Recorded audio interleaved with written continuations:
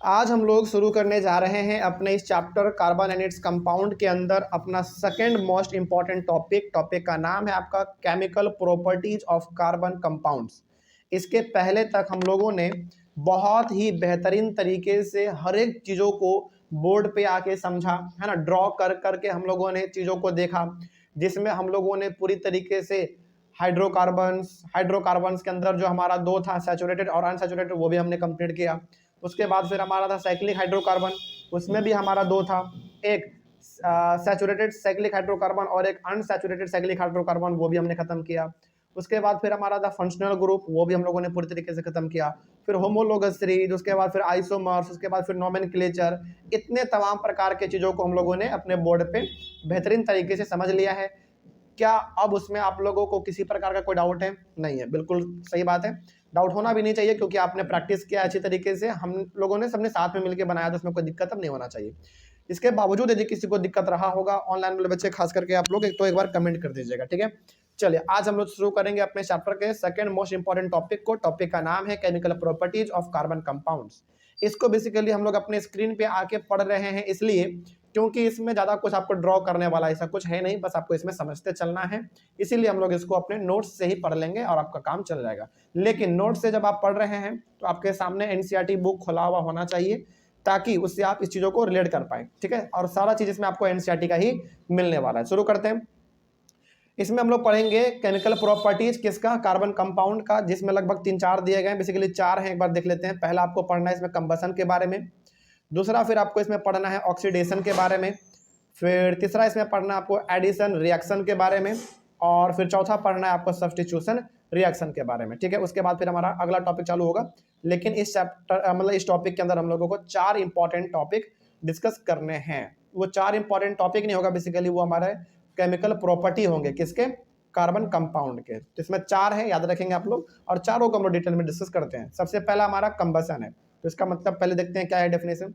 The process of burning of a carbon compound in air to give carbon dioxide, water, heat and light is known as combustion.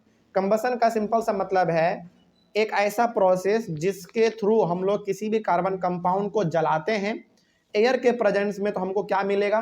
Carbon dioxide मिलेगा, water मिलेगा, heat मिलेगा या फिर light मिलेगा, ठीक है। यहाँ पे 4 चीज़ है, कार्बन डाइऑक्साइड, वाटर, हीट और लाइट। हो सकता है किसी रिएक्शन में चारों का चारों आपको मिल जाए, किसी रिएक्शन में हो सकता है चारों में से कोई 2 चीज़ ही मिल पाए आपको, या फिर कोई 3 चीज़ ही मिल जाए, लेकिन मैक्सिमम आपको ये 4 चीज़ मिल सकते हैं जब आप कंबसन रिएक्शन करेंगे तब।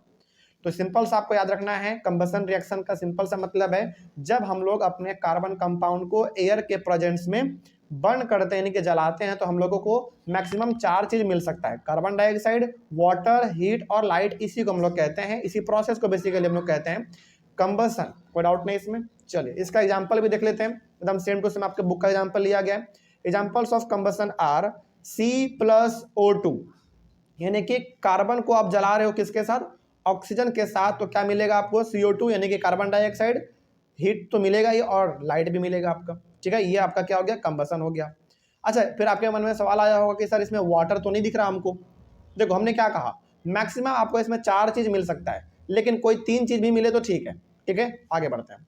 उसके बाद फिर आपका CH4 है प्लस O2 है। चलिए, अब आप लोग कमेंट करेंगे ऑनलाइन वाले बच्चे कि यहाँ पे CH4 है तो ये किस कंपाउंड का नाम है, क्योंकि आपने अभी तक पूरी तरीके से पढ़ लिया है, तो हम आपसे सवाल अब पूछ सकते हैं और आप इस काबिल अब हो चुके हैं कि आप जवाब दे पाएंगे, ठीक है। तो आप कमेंट करेंगे कि ये CH4 किसका नाम है, यानी कि CH4 किस कंपाउंड का फॉर्मूला यहाँ पे लिखा हुआ है। तो आपको कमेंट करना है। CH4 को ऑक्सीजन के प्रेजेंस में जलाएंगे तो क्या मिलेगा? कार्बन डाइऑक्साइड यानी कि CO2 plus water plus heat और लाइट तो मिलेगा आपको, ठीक है। बेसिकली इसमें आपको चारों चीज मिल रहा है।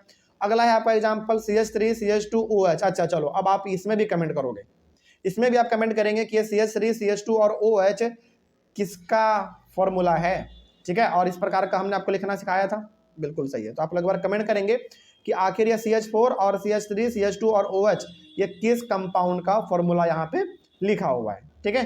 चलिए, हम आपके ऊपर ये छोड़ते हैं, आगे बढ़ते हैं। इसको भी हम लोग यदि ऑक्सीजन के प्रेजेंस में जलाएंगे तो कार्बन डाइऑक्साइड, वाटर और हीट और लाइट मिलेगा। तो ये एग्जाम्पल बेसिकली आपने देखा कंबसन का, ठीक है। अभी ये खत्म नहीं हुआ, अभी और है इसके अंदर, लेकिन कमेंट आप लोग जरूर कीजिएगा। आगे है आपका इसमें Carbon and its compounds are used as fuels because they burn in air, releasing a lot of heat energy. अब देखो, कार्बन और उसका जो कंपाउंड है बेसिकली, इसको हम लोग जब एयर के प्रेजेंस में जलाते हैं ना, तो इससे बहुत ज़्यादा हम लोगों को हीट मिलता है, बहुत ज़्यादा हम लोगों को हीट एनर्जी मिलता है, याद रखिएगा। तो इसको हम लोग किसके तौर पे इस्तेमाल करते हैं? एक फ्यूल के तौर पे इस्तेमाल करते हैं ताकि हम लोगों को हीट मिल सके। तो यहाँ पे आपको ध्यान में ये रखना है कि कार्बन हो या फिर उसके कोई भी कंपाउंड हो, वो एक तरीके से फ्यूल का काम करता है। क्यों फ्यूल का काम करता है? क्योंकि उसको जलाने से हम लोगों को भारी मात्रा में हीट एनर्जी मिलता है। ठीक है, चलिए आगे बढ़ते हैं। इसी में हम लोग और आगे डिस्कस करेंगे कंबसन ऑफ सैचुरेटेड हाइड्रोकार्बन्स। अब याद कीजिए, आपने हाइड्रोकार्बन्स दो प्रकार का पढ़ा, सैचुरेटेड और अनसैचुरेटेड। तो सैचुरेटेड हाइड्रोकार्बन्स के बारे में देखते हैं कि आखिर यहाँ पे क्या लिखा हुआ है। यानी कि जब हम लोग सैचुरेटेड हाइड्रोकार्बन्स को बर्न करेंगे, जलाएंगे, यानी कि कंबसन करेंगे, तो क्या हमको देखने को मिलेगा। अच्छा एक बात बताइए, यहाँ पे सैचुरेटेड हाइड्रोकार्बन्स लिखा हुआ है, इसका मतलब सिंपली हम लोग इसको अल्केन भी बोल सकते हैं, बिल्कुल बोल सकते हैं, क्योंकि सैचुरेटेड हाइड्रोकार्बन का ही मतलब क्या होता था? अल्केन होता था। तो इसमें कहा जा रहा है पहले पॉइंट में, सैचुरेटेड हाइड्रोकार्बन्स यानी कि alkanes generally burn in air with a clean blue flame. यानी कि जब हम लोग सैचुरेटेड हाइड्रोकार्बन्स को, या फिर आप इसको अल्केन भी कह सकते हैं, यदि हम लोग इसको एयर के प्रेजेंस में जलाते हैं, बर्न करते हैं, तो हम लोगों को बिल्कुल एकदम साफ सुथरा, एकदम क्लियर क्लीन ब्लू फ्लेम मिलेगा, यानी कि ठीक ठाक आपको मात्रा में हीट मिल जाता है। ठीक है, this is because the percentage of carbon in the saturated hydrocarbons is comparatively low. अच्छा ऐसा क्यों होता है फिर? यानी कि जब आप अल्केन्स को बेसिकली जलाते हैं, कंबसन इसका करते हैं, तो आपको क्लीन ब्लू फ्लेम मिलता है। इसका सबसे बड़ा रीजन ये है कि आपको क्लीन ब्लू फ्लेम इसलिए मिल रहा है क्योंकि इसमें कार्बन का मात्रा क्या होता है? बहुत ही कम होता है। यदि ज़्यादा होता तो क्या आपको क्लीन ब्लू फ्लेम मिलता? नहीं मिलता, थोड़ा धुआं टाइप का मिलता, जो कि हम लोग अनसैचुरेटेड में भी पढ़ लेंगे। आगे बढ़ते हैं। तो इसका रीजन भी आपको पता होना चाहिए कि यदि अल्केन को जलाने पे क्लीन ब्लू फ्लेम मिलता है तो क्यों मिलता है? इसलिए मिलता है क्योंकि इसमें कार्बन का मात्रा बहुत ही मतलब ठीक ठाक मात्रा में कम होता है। ठीक है, आगे। However if the supply of air is reduced, then incomplete combustion of even saturated hydrocarbons will take place and they will produce a सूती फ्लेम, मतलब ब्लैक स्मोक। इसका सिंपल सा मतलब ये है कि मान लीजिए कि आप सैचुरेटेड हाइड्रोकार्बन्स को जला रहे हैं और वहाँ पे ऑक्सीजन का जो मात्रा है वो कम हो गया, यानी कि हवा उसको बेहतर तरीके से नहीं मिला। और हवा जब बेहतर तरीके से नहीं मिलेगा तो आपका सैचुरेटेड हाइड्रोकार्बन्स जलेगा तो जरूर, लेकिन एक तरीके से वो सूती फ्लेम प्रोड्यूस करेगा, यानी कि धुआं काला निकलेगा। आप इसको नॉर्मली ऐसे भी देखो, जब हम लोग जाड़े के समय में अपने घरों में लकड़ी ये सब जलाते हैं और उसको बेहतर तरीके से हवा नहीं मिल पाता है, तो वो क्या धुआं नहीं निकलता? उससे बिल्कुल निकलता है धुआं। तो वही चीज़ इसके साथ भी है, यदि इसको सही मात्रा में एयर नहीं मिलेगा तो ये बिल्कुल काला धुआं प्रोड्यूस करने लगता है, जो कि आम लकड़ी के साथ भी होता है। तो कार्बन के साथ भी वही बात है। The gas stove and kerosene stove used in our homes have teeny holes for air so that sufficient oxygen of air is available for the complete burning of fuel to produce a smokeless clean blue flame। चलो यहाँ पे ना आपके घर का example दिया गया, आपके हम घर का बताते हैं। जैसे हम लोग अपने गैस स्टोव पे खाना बनाते हैं, पहले ना केरोसिन स्टोव भी आता था, आपने शायद नहीं देखा होगा, हो सकता है कि आप में से कुछ ऐसे बच्चे होंगे जो केरोसिन के स्टोव को देखे होंगे। वो स्टोव ना बेसिकली एकदम हमारे घर के जो सिलेंडर होते हैं उसी प्रकार का होता था, लेकिन उसमें केरोसिन भरा हुआ रहता था। जैसे आपका सिलेंडर है, उसमें क्या भरा हुआ है? आपका गैस भरा हुआ है। इसी प्रकार का हमारा एक और स्टोव होता था जिसके ऊपर हम लोग खाना बनाते थे, वो हमारा केरोसिन से भरा होता था, यानी कि केरोसिन से वो जलता था। हालांकि आप में से केरोसिन स्टोव आपने बहुत लोगों ने आपने नहीं देखा होगा, लेकिन हम लोग अपने समय में देखे हुए थे कि केरोसिन स्टोव कैसा होता है। तो कहने का मतलब आपने कभी गौर किया है, चाहे वो गैस स्टोव हो या फिर केरोसिन स्टोव हो, जहाँ से गैस निकलता है वहाँ पे छोटा छोटा छेद रहता है।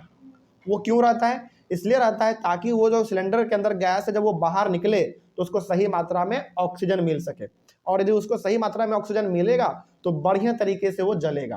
बात समझ में आ रही है? और जब जलता है तो क्या वो धुआं करता है क्या? बिल्कुल नहीं करता। क्यों नहीं करता धुआं? क्योंकि उसको जितना ऑक्सीजन चाहिए जलने के लिए उसको उतना ऑक्सीजन मिल रहा होता है। ठीक है, ये एग्जाम्पल कई बार पूछा गया है सीबीएसई में, इसलिए आप इसको ध्यान में रखिएगा। आपसे पूछा जाएगा कि गैस स्टोव या फिर केरोसिन स्टोव में जो छोटा छोटा छेद होता है, होल, वो क्यों होता है? इसलिए होता है ताकि अंदर से जो गैस हमारा बाहर निकलेगा उसको सफिशिएंट मात्रा में ऑक्सीजन मिल सके, और यदि उसको सफिशिएंट मात्रा में ऑक्सीजन मिलेगा तब जाके वो बढ़िया तरीके से जल पाएगा और बिल्कुल भी धुआं वो नहीं करेगा और ब्लू फ्लेम आपको मिलेगा। ठीक है, चलिए आगे बढ़ते हैं। If the bottom of the cooking utensils in our homes are getting blackened, it means that the air holes of the gas stove are getting blocked and the fuel is not burning completely। कई बार ऐसा होता है कि हम लोग अपने gas पे खाना बना तो रहे होते हैं, लेकिन उसके जो नीचे का जो पेनी होता है ना, वो पूरा काला हो जाता है कई बार। यदि वो काला हो रहा है तो इसका मतलब आप समझ लीजिए कि कहीं ना कहीं जो आपका वो होल है वो ब्लॉक हो चुका है, और वो वहाँ से ब्लॉक होने की वजह से उसको ऑक्सीजन सही मात्रा में नहीं मिल पा रहा, जिसकी वजह से वो काला धुआं प्रोड्यूस कर रहा है। तो उसके लिए क्या करना पड़ता है, फिर हम लोगों को वो होल को साफ कराना पड़ता है, या फिर हम लोग उसको अपने घर में भी आम तौर पे धो के साफ कर लेते हैं, है ना। तो यहाँ पे दो बात आपको ध्यान में रखना है कि यदि आपका बर्तन काला हो रहा है खाना बनाने की वजह से, तो इसका सबसे बड़ा रीजन ये है कि वो होल बेसिकली ब्लॉक हो चुका है, और उधर से जो गैस निकल रहा है उसको प्रॉपर मात्रा में ऑक्सीजन नहीं मिल पा रहा है, इसीलिए वो काला धुआं प्रोड्यूस कर रहा है। और काला धुआं से बर्तन तो काला होता ही है, ठीक है, लेकिन उसको साफ करना बड़ा आसान होता है। उसको तो हम लोग अपने घरों में भी ब्रश से साफ कर लेते हैं, या फिर सोई से इसको हम लोग साफ कर लेते हैं, ये बड़ा नॉर्मल चीज़ है। तो ये हो गया हमारा कंबसन ऑफ सैचुरेटेड हाइड्रोकार्बन्स। अब हम लोग पढ़ेंगे कंबसन ऑफ अनसैचुरेटेड हाइड्रोकार्बन्स। इसमें क्या है बेसिकली देखा जाए, अनसैचुरेटेड हाइड्रोकार्बन्स सिंपल से एक बात किसका कर रहा है बताइए, अल्कीन्स और अल्काइंस का, क्योंकि इसमें हमारा दो चीज होता था, डबल बॉन्ड और ट्रिपल बॉन्ड। अल्कीन का मतलब डबल बॉन्ड, अल्काइन का मतलब ट्रिपल बॉन्ड, ये तो हम लोग पढ़ चुके हैं। Burn in air with a yellow flame with lots of black smoke, यानी कि अनसैचुरेटेड हाइड्रोकार्बन्स, या फिर आप इसको अल्केन्स या फिर अल्कीन या फिर अल्काइन भी कह सकते हैं, इसको जब हम लोग हवा में जलाते हैं तो बहुत ही ज़्यादा मात्रा में काला धुआं ये निकलता है, यानी कि येलो फ्लेम निकलेगा, पीला पीला निकलेगा फ्लेम, लेकिन बहुत ज़्यादा ये काला धुआं भी प्रोड्यूस करता है। क्यों करता है काला धुआं प्रोड्यूस, इसके पीछे रीजन क्या रीजन है देखो, this is because the percentage of carbon in the unsaturated hydrocarbon is comparatively higher. इसमें धुआं काला इसलिए निकलता है क्योंकि इसमें कार्बन का मात्रा ज़्यादा होता है, और कार्बन सिंपल से याद रखिएगा, यदि कार्बन का मात्रा ज़्यादा है तो धुआं काला निकलेगा, यदि कार्बन का मात्रा कम है तो धुआं आपका बहुत ही कम निकलने वाला है काला। कोई दिक्कत नहीं इसमें। चलिए ये दो पॉइंट आपको यहाँ पे ध्यान में रखना है, जो कि बहुत इंपॉर्टेंट था। तो इस तरीके से हमारा कंबसन का कंप्लीट समझा जाए। चलिए आगे बढ़ते हैं। बहुत ही बेहतरीन तरीके से यहाँ पे नोट्स लिखा हुआ है, और इसमें अधिकतर पॉइंट आपको आप देख भी पा रहे होंगे कि सारा का सारा एनसीईआरटी का है ना।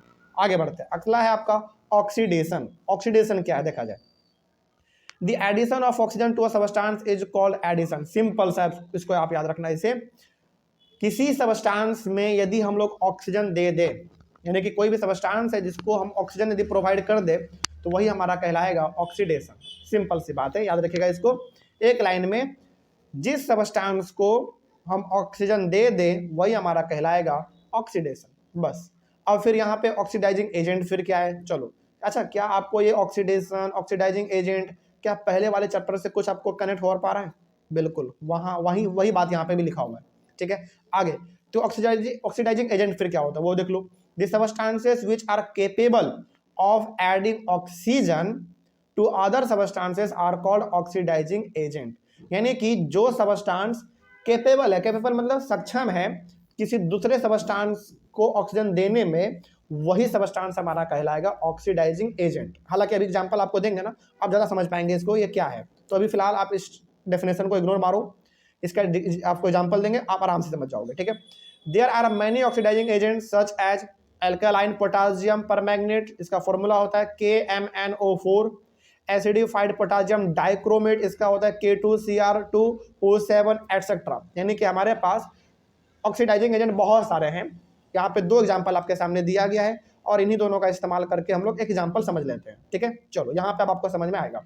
यहाँ पे CH3CH2OH है, ये हमारा है इथेनॉल, और याद कीजिए जिसके लास्ट में OL लग जाए वो क्या कहलाता था, एल्कोहल, है ना। तो ये हमारा बेसिकली जो फॉर्मूला है ये इथेनॉल का है, जो कि एक एल्कोहल होता है, ठीक है। अब इसमें आप क्या कर रहे हैं, बहुत ही सिंपल तरीके से आप इसको ऐसे समझो, आप बेसिकली इसमें ऐड कर रहे हो KMnO4 या फिर K2Cr2O7। कहने का मतलब यहाँ पे ये है कि आपके पास इथेनॉल है, और इथेनॉल सिंपल सा आप एल्कोहल भी आप इसको कह सकते हैं, ठीक है। इसमें आप या तो KMnO4 ऐड कर दो या फिर K2Cr2O7 ऐड कर दो, और हीट तो आपको देना ही पड़ेगा रिएक्शन करवाने के लिए। तो हमारा यहाँ पे बन के सबस्टेंस क्या तैयार होगा, CH3COOH, जो कि एक इथेनॉइक एसिड है, और इथेनोइक एसिड का मतलब बताइए किसमें आता था ये हमारा फंक्शनल ग्रुप, याद कीजिए कार्बोक्सिलिक एसिड। जब हम लोग पढ़ते थे तब हम लोग एसिड के बारे में पढ़ते थे, याद आ रहा होगा आपको। चलिए अब यहाँ पे थोड़ा सा आप समझो कि आखिर यहाँ पे आपने क्या किया। इसमें आपका ऑक्सीडाइजिंग फिर एजेंट हुआ कौन, ये भी समझना पड़ेगा आपको। देखो यहाँ पे जो आप KMnO4 देख रहे हो और K2Cr2O7 देख रहे हो, इन दोनों में से कुछ भी आप ऐड कर सकते हैं इसमें, यही तो है आपका ऑक्सीडाइजिंग एजेंट जो क्या कर रहा है, इथेनॉल में ऐड हो रहा है और एक कोई नया सबस्टांस बना दे रहा है, जो कि क्या बन गया आपका इथेनोइक एसिड बन गया। तो ऑक्सीडाइजिंग एजेंट का सिंपल सा मतलब है वो सबस्टांस जो किसी के साथ ऐड हो जाएगा तो हमारा कहलाएगा ऑक्सीडाइजिंग एजेंट। ठीक है, यहाँ पे हमारा इथेनॉल के साथ ये दोनों ऐड हो रहा है, इन दोनों में से कोई भी एक हो सकता है, इसलिए हमने यहाँ पे और लिखा है OR। ठीक है, चलिए ये हमारा ऑक्सीडेशन हुआ। अगला है आपका एडिशन रिएक्शन। क्या इसमें कोई डाउट रहा आप लोगों को, ऑक्सीडेशन में कोई दिक्कत रहा? बहुत आराम से इसको समझते चलिएगा और इसको नोट भी आप लोग करते चलिएगा। जिस तरीके से आपने बोर्ड पे समझा था चीज़ों को, जैसे आपने नोट करते चले गए, तो उसी तरीके से आप लोग ऑनलाइन में बच्चे इसको आप लोग नोट करते चलिएगा। ठीक है, अगला आगे बढ़ते हैं। अगला आपका एडिशन रिएक्शन। अब ये क्या है जरा देखा जाए। The reaction in which N unsaturated hydrocarbon combines with another substance in the presence of catalyst to give a single saturated hydrocarbon is called an addition reaction। चलिए ये थोड़ा सा लंबा टॉपिक हो गया, मतलब लंबा स्टेटमेंट हो गया, इसको ना थोड़ा ब्रेक करके आपको हम समझाते हैं बेहतरीन तरीके से। एडिशन रिएक्शन का मतलब है ऐसा रिएक्शन जिसमें एक अनसैचुरेटेड हाइड्रोकार्बन किसी दूसरे सबस्टांस के जाके साथ कंबाइन हो जाएगा। समझिएगा, बहुत इंपॉर्टेंट है। ऐसा रिएक्शन जिसमें एक अनसैचुरेटेड हाइड्रोकार्बन किसी दूसरे सबस्टांस के साथ जाके कंबाइन हो जाएगा, लेकिन किसके प्रेजेंस में? कैटलिस्ट के प्रेजेंस में। ठीक है, और जब वो ऐसा होगा तो एक नया सबस्टांस हमारा बनेगा जो कि होगा सैचुरेटेड हाइड्रोकार्बन। उसको हम लोग क्या कहेंगे? एडिशन रिएक्शन कहेंगे। तो इसको एक बार नॉर्मली ऐसे आप समझो, ऐसा रिएक्शन जिसमें एक अनसैचुरेटेड हाइड्रोकार्बन किसी दूसरे सबस्टांस के साथ जाके कंबाइन कर जाता है कैटलिस्ट के प्रेजेंस में, और यदि जब ऐसा होगा तो एक सिंगल सैचुरेटेड हाइड्रोकार्बन हमारा बनता है। ठीक है, इसी को हम लोग कहेंगे एडिशन रिएक्शन। अच्छा, इसको हमने एडिशन रिएक्शन नाम क्यों दिया? क्योंकि बेसिकली आपका अनसैचुरेटेड हाइड्रोकार्बन किसी सबस्टांस के साथ जाके क्या कर रहा है? कंबाइन कर रहा है, ऐड कर रहा है, इसीलिए हम लोग इसको एडिशन रिएक्शन के नाम से जानते हैं। इसमें ना आपने ध्यान दिया होगा तो एक वर्ड इस्तेमाल हुआ कैटलिस्ट। अब ये कैटलिस्ट क्या है जरा इसके बारे में भी देख लो। Catalysts are substances that causes a reaction to occur at a different rate without the reaction itself being affected। यानी कि कैटलिस्ट बेसिकली ऐसा सबस्टांस होता है जिसको यदि किसी रिएक्शन में मिला दिया जाए ना तो उस रिएक्शन का जो रेट है वो थोड़ा सा फास्ट हो जाता है, यानी कि रिएक्शन होने का जो प्रोसेस है वो थोड़ा सा तेज हो जाता है, लेकिन उस रिएक्शन में किसी प्रकार का कोई गड़बड़ी नहीं होता है। याद रखिएगा, कैटलिस्ट ऐसा सबस्टांस होता है, एक बार फिर से बता रहे हैं, कैटलिस्ट ऐसा सबस्टांस होता है जो किसी रिएक्शन में यदि मिला दिया जाए, यानी कि उसको यदि ऐड कर दिया जाए तो रिएक्शन हमारा थोड़ा सा फास्ट हो जाता है, लेकिन फास्ट होता है केवल, रिएक्शन में कोई बदलाव देखने को नहीं मिलेगा, कुछ और फिर उसमें नहीं होगा, बिल्कुल आपका सेम रिएक्शन रहेगा, बस रिएक्शन को थोड़ा सा फास्ट करा देता है। ठीक है, चलिए आगे बढ़ते हैं। This addition reaction is commonly used in the hydrogenation of vegetable oils using a nickel catalyst. अब ये जो एडिशन रिएक्शन आप देख रहे हैं इसका इस्तेमाल हम लोग ज़्यादातर करते हैं हाइड्रोजिनेशन में। अब ये सवाल है कि सर ये हाइड्रोजिनेशन क्या है? हम लोग हाइड्रोजिनेशन करते हैं किसमें? वेजिटेबल ऑयल में। चलिए इसको ना थोड़ा सा आपको हम विस्तार से समझाते हैं और एग्जांपल भी आपको देंगे तो आप इसमें ज़्यादा समझ पाओगे और ज़्यादा आप चीज़ों को कनेक्ट कर पाओगे। तो सिंपली आप याद रखिएगा कि इस एडिशन रिएक्शन का हम लोग किसके लिए इस्तेमाल करते हैं? हाइड्रोजिनेशन के लिए। लेकिन किसका हाइड्रोजिनेशन? वेजिटेबल ऑयल का। और किस कैटलिस्ट का इस्तेमाल करते हैं हम लोग? निकेल का इस्तेमाल करते हैं। अब ये होता क्या है, थोड़ा सा इसके बारे में भी देखो। हाइड्रोजिनेशन का पहले मतलब समझो ये होता क्या है। The addition of hydrogen to an unsaturated hydrocarbon to obtain a saturated hydrocarbon is called hydrogenation. अच्छा याद कीजिए, एडिशन रिएक्शन के डेफिनेशन में ही आपने क्या देखा था कि एक ऐसा रिएक्शन जिसमें हम लोग अनसैचुरेटेड हाइड्रोकार्बन को किसी दूसरे सबस्टांस के साथ कंबाइन करते हैं, लेकिन किसके प्रेजेंस में? कैटलिस्ट के प्रेजेंस में। तो हमारा बनता है क्या? एक सिंगल सैचुरेटेड हाइड्रोकार्बन बनता है, इसी को तो कहते हैं हम लोग एडिशन रिएक्शन। अब यही एग्जांपल देके यहाँ पे आपको समझाया गया है। क्या है इसमें जरा देखो ध्यान से। हाइड्रोजनेशन का सिंपल सा मतलब है वही जो आपने पढ़ा ना ऊपर में, वही चीज यहाँ पे भी है। The addition of hydrogen to an unsaturated hydrocarbon. याद कीजिए, यहाँ पे आप अनसैचुरेटेड हाइड्रोकार्बन को किसी दूसरे सबस्टेंस के साथ कंबाइन करते थे। तो यहाँ पे इस रिएक्शन में बेसिकली आप अनसैचुरेटेड हाइड्रोकार्बन को किसके साथ कंबाइन कर रहे हो? हाइड्रोजन के साथ, ठीक है। और क्या बनेगा फिर आपको, लेकिन किसके प्रेजेंस में, पहले ये बताओ, निकल कैटेलिस्ट के प्रेजेंस में। तो आपको बनेगा एक सैचुरेटेड हाइड्रोकार्बन, इसी को कहते हैं हम लोग हाइड्रोजिनेशन। तो याद रखिएगा, एडिशन रिएक्शन और हाइड्रोजिनेशन रिएक्शन बिल्कुल दोनों सेम चीज है। बस एडिशन रिएक्शन का कहने का सिंपल सा मतलब यहाँ पे ये होता है कि ऐसा रिएक्शन जिसमें एक अनसैचुरेटेड हाइड्रोकार्बन को किसी दूसरे सबस्टेंस के साथ कंबाइन करते हैं किसी भी कैटेलिस्ट के प्रेजेंस में, तो हमको मिलता है एक सैचुरेटेड हाइड्रोकार्बन। लेकिन यही चीज हमारा थोड़ा सा बस इसमें चेंज हो जाएगा हाइड्रोजिनेशन में। इसमें हम लोग क्या करते हैं, अनसैचुरेटेड हाइड्रोकार्बन को एक हाइड्रोजन के साथ कंबाइन कर देते हैं, लेकिन किस कैटेलिस्ट के प्रेजेंस में, निकल के प्रेजेंस में। तो हमारा बनता है एक सैचुरेटेड हाइड्रोकार्बन, कोई दिक्कत नहीं इसमें। चलिए, इसी को हम लोग कहते हैं हाइड्रोजिनेशन। एग्जांपल आप यहाँ पे देख लो, CH2 सिंगल बॉन्ड है और फिर से हमारे यहाँ पे CH2 है। अच्छा, सिंगल बॉन्ड आ गया मतलब बताइए कौन सा, सैचुरेटेड या अनसैचुरेटेड? सॉरी, डबल बॉन्ड है यहाँ पे। डबल बॉन्ड मतलब अनसैचुरेटेड। तो ये हमारा इथीन है और ये हमारा एक अनसैचुरेटेड होता है, ठीक है। और इसको आप हाइड्रोजन के साथ ऐड कर रहे हो, लेकिन किसके प्रेजेंस में, निकल के प्रेजेंस में। तो बनेगा आपका CH3 सिंगल बॉन्ड CH3, जो होता है क्या, एक इथेन होता है और ये एक सैचुरेटेड होता है। और यही है आपका वेजिटेबल घी। तो बेसिकली होता क्या है ना, आप इसको ऐसे भी समझो, आपने क्या पढ़ा था कि एडिशन को इस्तेमाल हम लोग किस में करते हैं, हाइड्रोजिनेशन, लेकिन किसका, वेजिटेबल ऑयल का। तो कहने का मतलब यहाँ पे ये है कि ये जो आपका इथीन है, यानी कि जो हमारा अनसैचुरेटेड है, एक तरीके से आपका ऑयल है, वेजिटेबल ऑयल। यदि आप इसके साथ H2 मिला देते हैं, हाइड्रोजन मिला देते हैं, तो आपको जो मिलेगा वो वेजिटेबल घी मिलेगा। यही हमारा है हाइड्रोजिनेशन। और यहीं पे हम लोग एडिशन रिएक्शन का इस्तेमाल कर रहे हैं, आपको दिख रहा है यहाँ पे साफ साफ, ठीक है। लेकिन क्या अब सवाल है कि सर क्या इसको हम लोग अपने घर में कर सकते हैं क्या? अपने घर में आप नहीं कर पाओगे इसको, बड़ा ये कॉम्प्लेक्स चीज है। यदि अच्छा आप इसको ऐसे भी समझो, यदि ये चीज घर में हो जाता तो क्या हर आदमी वेजिटेबल ऑयल से क्या घी नहीं प्राप्त कर लेता? और जितना आसान होता तो हर आदमी आज माला माल होता। ऐसा घर पे आप नहीं कर पाओगे, बहुत इसमें ना अलग अलग टेक्नोलॉजी का इस्तेमाल करना पड़ता है, तब जाके आप इसमें कर पाओगे, ठीक है। तो इस तरीके से आपका ये जो था आपका एडिशन रिएक्शन ये भी कंप्लीट हुआ। क्या ये बात समझ में आया? एडिशन रिएक्शन में ना बहुत ज़्यादा आपको कंफ्यूज होने की जरूरत नहीं है, एक बार फिर से हम आपको रिवाइज करवा देते हैं। एडिशन रिएक्शन में सिंपली आप याद रखना, एडिशन रिएक्शन में एक अनसैचुरेटेड हाइड्रोकार्बन किसी भी सबस्टेंस के साथ जाके कंबाइन करेगा, लेकिन किसके प्रेजेंस में, किसी ना किसी कैटेलिस्ट के प्रेजेंस में। तो बनेगा एक हमारा सिंगल सैचुरेटेड हाइड्रोकार्बन, इसी को हम लोग कहते हैं एडिशन रिएक्शन, ठीक है। उसके बाद आपने कैटेलिस्ट देखा, कैटेलिस्ट ऐसा सबस्टेंस होता है जो कि किसी रिएक्शन में जिसको मिला दिया जाए तो वो रिएक्शन को फास्ट कर देता है, लेकिन रिएक्शन को कोई हानि नहीं पहुंचाता है, ठीक है।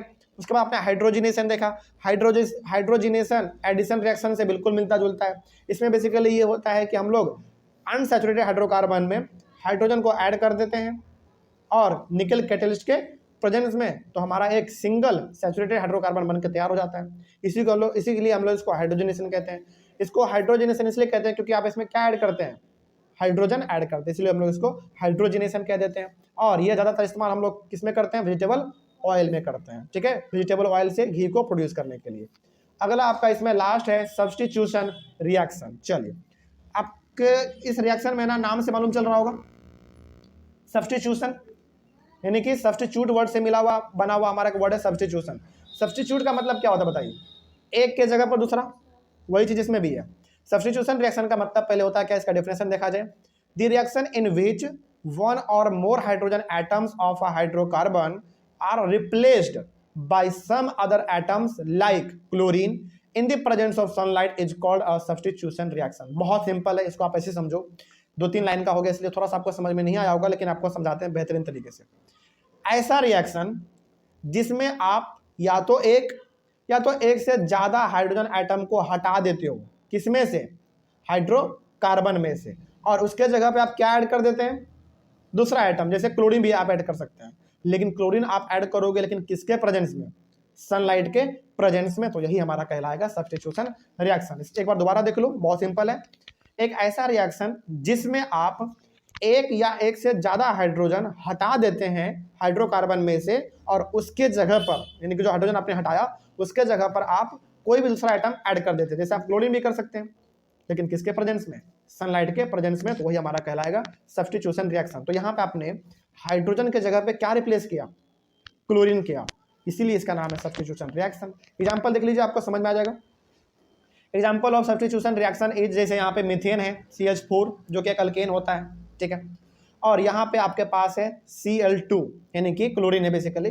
सनलाइट के प्रेजेंस में आपने क्या देखा, यहाँ पे क्या बना, देखो ध्यान से, बहुत इंपॉर्टेंट है, CH3 Cl प्लस HCl आपका बना। तो इसको ना थोड़ा सा आप गौर करोगे तो देखो यहाँ पे पहले CH4 है आपका, रिएक्शन से पहले हाइड्रोजन कितना आपके पास है, 4 है, लेकिन जब इन दोनों को आपस में आपने कंबाइन किया तो अब देखो रिजल्ट क्या बना, पहले CH4 था, अब CH3 है, अब CH3 है आपका, बात समझ में आ रही है। और अगला देखो, क्लोरीन 2 गो था, तो एक क्लोरीन इसके साथ जाके ऐड हो गया और एक क्लोरीन हाइड्रोजन के साथ जाके ऐड हो गया जो यहाँ से निकला हुआ था, यानी कि हमारे पास पहले हाइड्रोजन 4 था तो यहाँ पे 3 बचा, एक हमारा यहाँ पे आ गया। क्लोरीन 2 था तो एक इसके साथ चिपक गया और इसके साथ चिपक गया। क्या यहाँ पे इस क्लोरीन ने एक हाइड्रोजन को रिप्लेस किया कि नहीं किया, बिल्कुल किया। बस यही हमारा है सब्स्टिट्यूशन रिएक्शन, कोई डाउट इसमें। चल इस तरीके से आपका ये टॉपिक भी कंप्लीट होता है।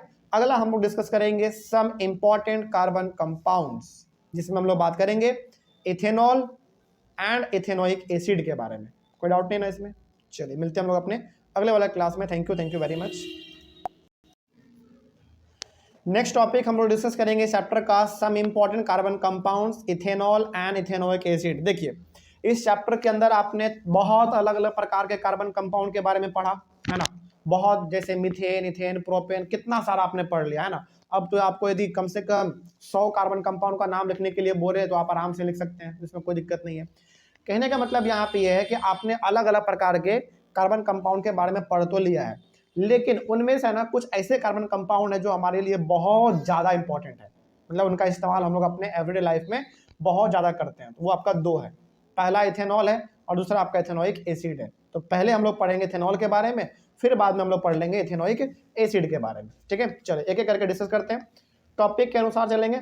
टॉपिक है आपका प्रॉपर्टीज ऑफ इथेनॉल। तो इसमें हम लोग देखेंगे कि आखिर इथेनॉल, हालांकि इथेनॉल अब होता क्या ये तो हम लोग जान चुके हैं, यानी कि इथेनॉल का फॉर्मूला, स्ट्रक्चर, सब चीज हम लोग इसका जान चुके हैं, है ना। आगे बढ़ते हैं। तो प्रॉपर्टीज जो है हमारा इथेनॉल का, इसके अंदर ये टॉपिक है आपका बेसिकली, इसके अंदर हम लोग पहले पढ़ेंगे कि इथेनॉल यदि कुछ होता है तो इसका एडवांटेज क्या है। क्योंकि देखो इथेनॉल अब क्या है इसके बारे में आपको जानने की बिल्कुल भी अब आवश्यकता नहीं है, क्योंकि आप इसके बारे में बहुत पढ़ चुके हैं, है ना। चलिए अब आगे बात करते हैं। अब देखो कि इथेनॉल का एडवांटेज क्या है, देखते हैं। सबसे पहला यहाँ पे एडवांटेज ये इथेनॉल का कि ethanol is liquid at room temperature. Room temperature मतलब समझते हैं, आपके रूम का जो नॉर्मल टेम्परेचर है, मतलब कि ना ही एसी चलाओ ना ही फैन कूलर वूलर कुछ नहीं, जो आपके रूम का नॉर्मल टेम्परेचर है उसी को हम लोग कहते हैं रूम टेम्परेचर। तो रूम टेम्परेचर पे इथेनॉल एक लिक्विड होता है, यानी कि नॉर्मली आप अपने रूम में यदि इथेनॉल को रखोगे तो किस रूप में दिखेगा आपको, लिक्विड के रूप में दिखेगा, ठीक है। आगे, ethanol is commonly called alcohol. इसको हम लोग एल्कोहल के नाम से भी जानते हैं। अरे भाई क्यों नहीं जानेंगे, क्योंकि लास्ट में OL लगा हुआ है तो वो एल्कोहल का ही होता था। फंक्शनल ग्रुप याद कीजिए आप, आपको याद आ रहा होगा। तो इथेनॉल हमारा बेसिकली एल्कोहल के नाम से भी हम लोग इसको जान लेते हैं। Ethanol is the active ingredient of all alcoholic drinks. याद रखिएगा ये बहुत इंपॉर्टेंट पॉइंट है कि जितने भी शराब हैं, यानी कि मोस्ट ऑफ दी जो एल्कोहल है आपके, उनमें कहीं ना कहीं इथेनॉल का मात्रा रहता ही है, कि हाँ किसी में कम किसी में ज़्यादा, लेकिन रहता जरूर है। आप देखो इसको सिंपली ऐसे याद रखना, इथेनॉल एक तरीके से नशीला पदार्थ है जिसको हम लोग लगभग हर प्रकार के शराब में इस्तेमाल करते ही है। हाँ किसी में इस्तेमाल कम होता है तो किसी में ज़्यादा होता है, लेकिन इस्तेमाल तो इसका हर जगह पे एल्कोहल में होता ही है। आगे, ethanol is a good solvent. ये सॉल्वेंट, अच्छा याद करो, चलो सॉल्वेंट आपके सामने एक वर्ड आया, इसका मतलब बताओ क्या होता है। इथेनॉल जो है ना एक अच्छा सॉल्वेंट है। सॉल्वेंट मतलब, ठीक है, सॉल्वेंट का सिंपल सा मतलब है जिसमें आप यदि किसी चीज को घोलो तो आराम से उसमें घुल जाएगा। मतलब कि इथेनॉल में यदि आप कुछ चीज को घोलते हैं तो आराम से वो घुल जाता है, ठीक है। आगे बढ़ते हैं। देखो यहाँ पे ना बेसिकली 2 चीज वर्ड होता है इस्तेमाल, एक सॉल्वेंट और एक सोल्यूट। सोल्यूट का मतलब होता है जो आप उसमें घोल रहे हैं, और सॉल्वेंट का मतलब होता है जिसमें आप घोल रहे हैं। जैसे एग्जाम्पल के तौर पर चीनी और पानी, यहाँ पे चीनी आपका क्या होगा, सोल्यूट, और पानी क्या होगा आपका सॉल्वेंट, मतलब चीनी आपका सोल्यूट कहलाएगा और पानी आपका सॉल्वेंट कहलाएगा। तो जो चीज आप घोलते हैं वो सोल्यूट कहलाता है और जिसमें घोलते हैं वो आपका सॉल्वेंट कहलाता है। तो उसी प्रकार से यदि मेरा यहाँ पे कह रहा है कि इथेनॉल एक अच्छा सॉल्वेंट है, इसका मतलब हो गया कि इथेनॉल में आप कुछ भी घोलो तो आराम से वो घुल जाता है। ठीक है, आगे बढ़ते हैं। Ethanol is used in medicines such as tincture iodine, cough syrups and many tonics. Ethanol को हम लोग शराब बनाने में तो इस्तेमाल करते ही हैं, साथ ही साथ इसका बहुत ज़्यादा दवाई बनाने में भी हम लोग इसका इस्तेमाल करते हैं। दवाई का बात करें तो टिंचर आयोडीन हो गया, कफ सिरप हो गया, और भी बहुत सारे टॉनिक हैं, दवाई है, उसका इस्तेमाल हम लोग वहाँ पे करते हैं। आगे, ethanol is soluble in water in all proportions. ये याद रखना, ये पॉइंट बहुत इंपॉर्टेंट है। यानी कि इथेनॉल को यदि आप पानी में मिलाते हैं तो पूरी तरीके से वह पानी में घुल जाता है। इसका लाइव एग्जांपल आपने देखा होगा, कई बार लोग शराब पीते हैं तो पानी मिला के पीते हैं। क्यों पानी मिला के पीते हैं? क्योंकि वो आराम से उसमें घुल जाता है ना। देखो, आदमी का ना टेस्ट बड़ा अलग अलग है, कोई बिल्कुल हार्ड ड्रिंक पीता है तो कोई सॉफ्ट पीता है ना, उस तरीके से। तो ज़्यादातर जो आदमी हैं, मतलब अब तो हम नहीं कह सकते हैं क्योंकि हमको एक्सपीरियंस नहीं है इसमें, तो कुछ लोग हैं जो कि अल्कोहल को बिना पानी मिलाए पी लेते हैं, कोई है जो कि पानी मिला के पीता है। तो जो पानी पिला मतलब उसमें मिला के पी रहा है, इसका मतलब है कि एथेनॉल पानी में आराम से घुल जाता है। ठीक है, आगे बढ़ते हैं। अब ये हो गया हमारा अल्कोहल का एक तरीके से एडवांटेज, लेकिन एथेनॉल का कुछ डिसएडवांटेज भी तो रहा होगा ना। हमने आपको बार बार कहा है कि जिस चीज का एडवांटेज है उसका डिसएडवांटेज भी होता है, यानी कि अच्छाई है तो बुराई भी है। तो अच्छाई तो आपने पढ़ लिया, अब इसका बुराई क्या है जरा इसके बारे में भी देख लेते हैं। सबसे पहला इसका बुराई ये है, consumption of even a small quantity of pure ethanol can be lethal. Lethal का मतलब होता है कैन कॉज डेथ और ग्रेट डैमेज, यानी कि यदि आप कम ही मात्रा में, ज़्यादा नहीं, यदि कम मात्रा में भी आप प्योर इथेनॉल को इस्तेमाल कर लोगे ना, पी लोगे, तो इतना खतरनाक होता है कि आपका जान जा सकता है। इसका मतलब हुआ कि आप जो आप शराब पीते हो वो प्योर इथेनॉल नहीं है, बिल्कुल नहीं होता। प्योर हो जाएगा ना, आदमी मर जाएगा। हाँ, देखो जैसे कोई आदमी क्या होता है ना, पूरा एक बोतल भी पी लेता है ना। अब जरा सोचो यदि वो प्योर रहे और एक बोतल कोई पी ले, दुनिया का कोई डॉक्टर नहीं बता सकता उसको, है ना। तो जो शराब है वो बिल्कुल प्योर इथेनॉल नहीं होता, थोड़ा सा लो क्वालिटी का होता है, ताकि आप पी भी लो तो आपको उतना कोई डैमेज ना हो। ठीक है, तो यदि आप प्योर इथेनॉल कम से कम यदि दो ठेपी भी यदि पी लोगे ना तो आपका जान जा सकता है, इतना खतरनाक होता है, ये बहुत ज्यादा जहरीला होता है। Long term consumption of alcohol leads to many health problems, ये तो हर कोई जानता है भाई। लंबे समय तक शराब पियोगे तो ऑब्वियस ही बात है, हेल्थ का तो समस्या आना ही है, और बहुत ज़्यादा इसमें लीवर ये सब जल जाता है पूरा, है ना, बहुत खराब चीज़ है ये। आगे बढ़ते हैं, तो ये दो ऐसे डिसएडवांटेज है इथेनॉल को लेकर। ठीक है, आगे बढ़ते हैं। अगला, अब देखो इथेनॉल का रिएक्शंस ऑफ इथेनॉल। तो इथेनॉल किन किन चीज़ों के साथ रिएक्शन करता है, और यदि करता है तो उसका क्या परिणाम निकलता है, इसके बारे में थोड़ा सा हम लोग बात करते हैं। पहला हम लोग देखेंगे इथेनॉल का रिएक्शन किसके साथ, सोडियम के साथ। पहला सोडियम के साथ। दूसरा फिर हम लोग देखेंगे डिहाइड्रेशन ऑफ इथेनॉल, ये क्या होता है इसके बारे में भी हम लोग बात करेंगे। और फिर हमारा अगला टॉपिक चालू हो जाएगा प्रॉपर्टीज ऑफ इथेनॉइक एसिड। ठीक है, ये तो हम लोग बाद में देखेंगे, लेकिन पहले देखते हैं कि इथेनॉल का रिएक्शन सोडियम के साथ कैसा होता है, देखता जाए। कहा जा रहा है इसमें पहले पॉइंट में कि ethanol react with sodium to produce hydrogen gas and sodium ethoxide, यानी कि यदि हम लोग सोडियम का रिएक्शन इथेनॉल के साथ, या फिर आप इसको ऐसे ही बोल सकते हैं कि इथेनॉल का रिएक्शन सोडियम के साथ करवाते हैं तो क्या क्या मिलेगा आपको, ऑक्सीजन नहीं, हाइड्रोजन और सोडियम एथॉक्साइड। रिएक्शन भी देख लीजिए, इसका एग्जांपल भी देख लीजिए, एग्जांपल पूछा जाता है एग्जाम में। CH3 CH2OH, ये आपका इथेनॉल है। ठीक है, आगे Na मतलब बताओ क्या होगा, सोडियम, सिंबल है उसका। तो इथेनॉल के साथ आप सोडियम को रिएक्ट करवाने जा रहे हैं तो आपके साथ दो चीज मिलेगा, आपको दो चीज प्राप्त होगा। पहला हाइड्रोजन गैस तो मिलेगा ही, H2, और यहाँ पे बनेगा आपके पास CH3 CH2ONA, जो कि हमारा है एक सोडियम इथॉक्साइड। ये फॉर्मूला आप याद कर लीजिएगा, क्योंकि एनसीईआरटी में आप पहली बार पढ़ रहे हैं। ठीक है, ऐसा हमने ना आपको पढ़ाया है ना आपने पहले पढ़ा होगा इस प्रकार का, इसको आप याद रख लीजिएगा। ठीक है, कोई डाउट नहीं होगा इसमें। तो ये हो गया हमारा इथेनॉल का रिएक्शन सोडियम के साथ। तो दो चीज बनता है, याद रखेंगे आप लोग, सोडियम इथॉक्साइड और हाइड्रोजन गैस, बस। ठीक है, आगे बढ़ते हैं। बी नंबर में है डिहाइड्रेशन ऑफ इथेनॉल। अब ये डिहाइड्रेशन क्या होता है इथेनॉल का, थोड़ा सा इसके बारे में भी बात करते हैं। देखा जाए, बहुत इंपॉर्टेंट है ये। शुरू करते हैं। Dehydration of ethanol means removal of water molecule from it. बहुत सिंपल सा, आप इसको याद रखो। चलो इसको छोड़ो आप। जब गर्मी बहुत ज्यादा पड़ता है मई जून के समय में, तो आप बहुत ज्यादा धूप से आते हैं, आप क्या बोलते हैं, पानी पिलाओ, शरबत पिलाओ, डिहाइड्रेट हो गए हैं। इसका मतलब है कि आपके अंदर से पूरा पसीना पानी के रूप में बाहर निकल गया। तो उस समय पे आपके बॉडी को क्या चाहिए, फिर पानी चाहिए। तो हम लोग जो बोलते हैं ना कि हम डिहाइड्रेट हो गए, इसका मतलब है कि आपके बॉडी से पसीने के रूप में सारा पानी बाहर निकल गया। ठीक है, तो उसी वही चीज तो यहाँ पे भी है।